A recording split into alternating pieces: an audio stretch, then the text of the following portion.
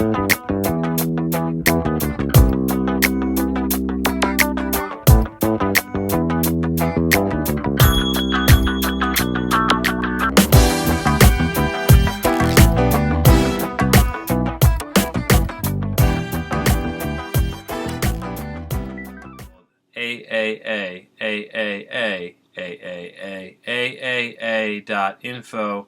That's 12 A's for savings. There's a lot of really good fun multimedia stuff there. But what you're looking at right now is just the video book, and I'm going to put the text up, and then it's gonna I'll read the book. I'll read the whole book, and it'll just be the text and the book. You can read along and listen. You get the idea. I started drinking an octopus milkshake on Saturday. On Sunday, I quit drinking that octopus milkshake and went to the zoo. It rained large potatoes from the sky because God is crazy and He wanted to punish us but also feed us. I went inside the gorilla facility. The opaque glass ceiling was seemingly see-through, and we could see mashed potatoes as one would expect on the roof during a potato rainstorm. I went back outside. I climbed a tree and got on the roof, which was mashed potatoes. I played in the mashed potatoes as the unmashed potatoes still falling hit me and hurt me. I vomited octopus milkshake, and it was a gravy for the potato roof. All the children at the zoo laughed, but they eventually climbed the tree and ate the roof with me until we were disgustingly stuffed. We all puked off the roof into our mothers' mouths, and we were feeding them like baby birds. I rode a camel into the locker room. I asked Coach if I could ride the camel during the basketball game. After checking with the refs and the other team's coach, it was determined that I could ride the camel during the game only if I agreed to not eat carbs for a minimum of 15 years. I reluctantly accepted the deal with the added caveat that my opponents wear a camel musk, which would make my camel exceedingly horny and thus a more aggressive defender. Our team won by thousands of points. The camel chipped in with a game-high 6 blocks. After the game, our starting two-guard and backup center got jacked on carbohydrates and stole a sign advertising $50 wigs outside of a boarded-up Rite Aid. I was too weak to call the cops and too bald to pass up such a great bargain. Coach drove us to the wig store and bought the whole team neon-colored wigs.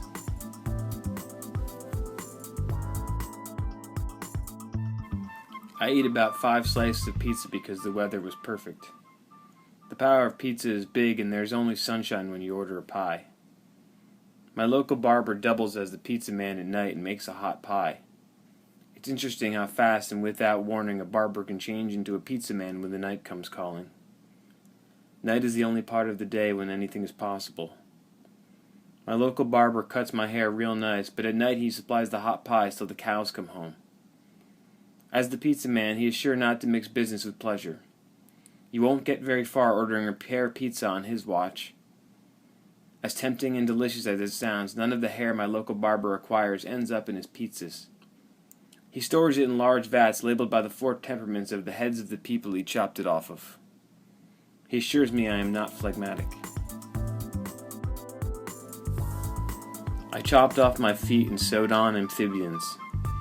I can control the amphibians mostly with my brain, but sometimes they like to do their own thing. It can be embarrassing, like at my junior prom when my left amphibian fingered the chaperone's daughter without permission. They also contribute to the mildew and mold problems at my father's house. Their amphibian breath makes the air wet with mildew and mold. Everything is damp and never dry in my father's house, including my father and I. My wet father sits on the radiator with all our possessions in his arms. He is hugging all our possessions in his massive arms. He is trying to free his body and all of the things that we own from the shackles of this damp and ugly feeling. But the mildew will not get hot and burn away. He says he wants to cut off my amphibians and put my real feet back on, but I tell him it doesn't work that way.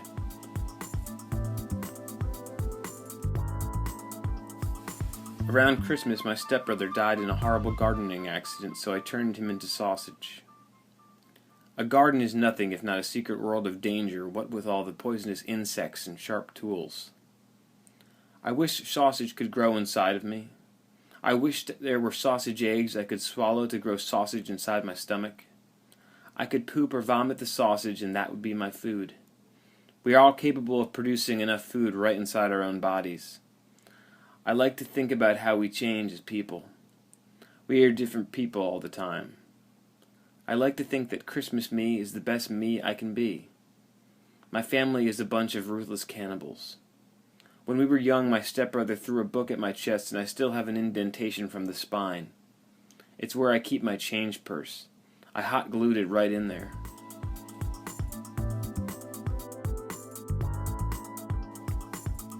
My mother chewed gum and kept all the wrappers.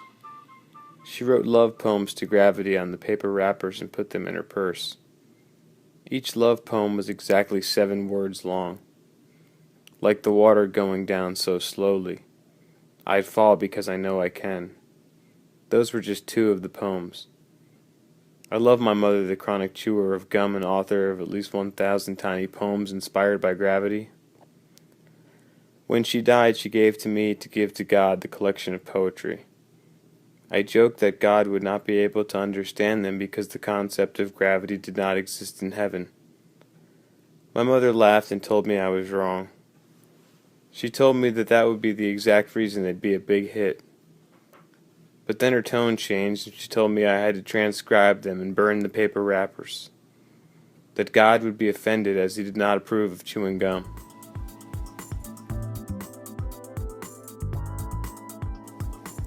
The writer examined his neck in the bathroom mirror and thought it was a stranger's neck. He had just awoken from a nightmare. In the nightmare he opened a fresh package of paper to print his resume. But instead of finding paper, a black ghost escaped and the plastic wrapping fell to the floor. His neck was no longer his neck and he went back to bed. In the morning he printed his resume and drove to a job interview at a nearby college. He anxiously smoked 3 cigarettes in the parking lot before going in. When he pulled out his resume, it was dripping in black ink. The whole page was black with ink. The writer noticed some white words sticking to his palms. He tried to show the man across the desk the words, but security had him removed. At home he smoked cigarettes and looked closely at his neck in the bathroom mirror. He tried to see if he could see it changing.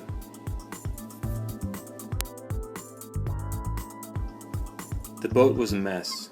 All the animatronic beetles designed to eat the growing sea things off the surface of the boat had been destroyed by a humid smog. It rolled in with an attitude and the captain hid in his quarters behind a red door. The lady took pictures of the door with her vintage camera. She asked me what he's up to in there and I tell her God only knows. Before he locked himself away, the captain swept the animatronic beetles into a pile and peed on them.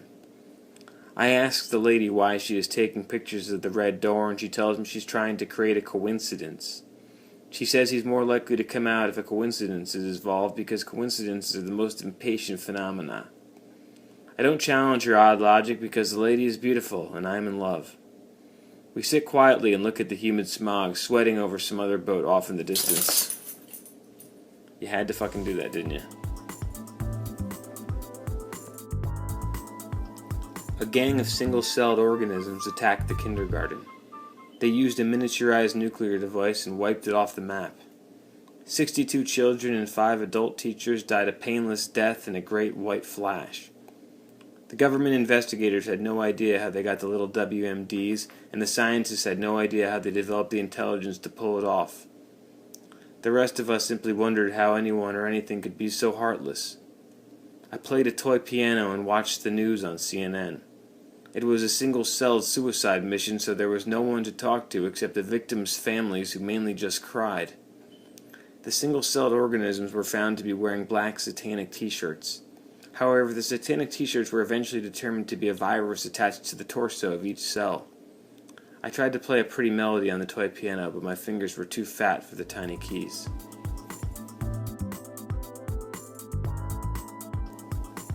I photographed the dust storm before it killed me. 6 months after my death, my mother, the museum janitor, found them on my iPhone and went straight to the museum director. All the pictures were beige abstractions with gray and black speckles. She asked if they could be featured in an exhibit. The museum director said he would think about it. I started taking the pictures when I realized my lungs were mostly dust and I was going to die. I wanted to capture my death to take my mind off dying. My mother and the rest of the museum janitors had to wear bright orange vests, which I found ugly and demeaning. I wouldn't have wanted her to put my pictures of the dust storm in that museum. I would have rather she uploaded them online somewhere for everyone to see. But my mother isn't too good with computers.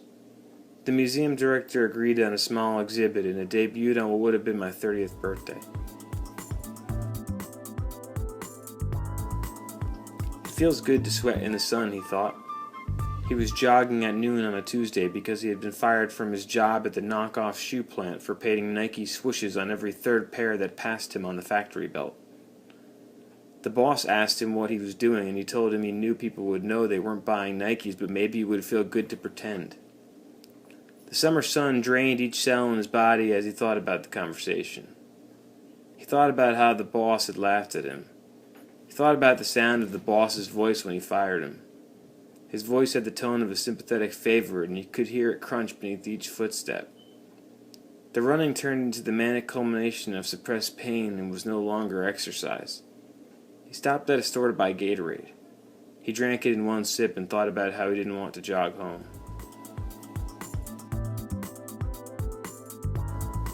I met the cop at the book club. He was my husband 2 years later. I watched the cop in his police suit speak about famous books.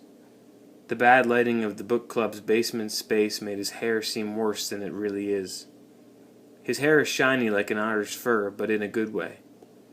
I looked at his gun while he explained why Daisy was the most relatable character in The Great Gatsby. I don't remember what he said about Daisy, but I remember the gun.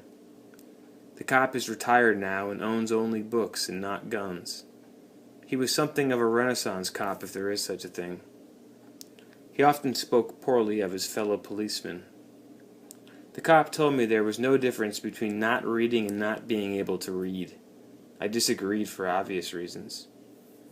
We're divorced now, but I often go sport fishing with the other ex-wives.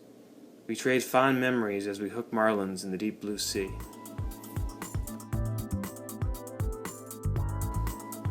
There was a real big blow-up at the lake house, and my brother stormed out of the kitchen. His fast food burger sat on the plate untouched. We watched as he put the family dog in a life raft and pushed it out onto the lake. I picked up his burger and put it inside my burger and ate the double burger in a furious rage. The family dog started bleeding a river out its neck. Soon the whole lake was blood. I ran outside and jumped in the blood lake and swam. When I got to the family dog, I climbed aboard the life raft. I grabbed the family dog and hugged him. I pulled him close to my chest. I tried to find the wound, but it was gone. I looked around. The lake was full of water and not blood. I looked back at the lake house and saw my brother decapitated on the roof. Mom and Dad waved at me from the bay window as his blood trickled down. Inanimate objects sprouted from the ears of all the animals. The zookeeper was perplexed. It was 2 a.m. and he had been masturbating in the break room when a transistor radio emerging from the skull of a tapir flicked on and started blaring local sports scores. All of the objects grew full size and detached from the animals' ears. The zookeeper watched the animals sniff and stare at the various things on the ground. A monkey peed on a toaster. The zookeeper was on the verge of breaking down when from the ether appeared a mysterious man who began to collect each object in a shopping cart. The zookeeper asked him what was going on, and he said not to worry about it. He said he was a hoarder and that he would remove all the things before the zoo reopened in the morning. So the zookeeper watched as the hoarder did just that. The hoarder pushed the fully loaded cart through the front gate. And this is how hoarders get all of that stuff.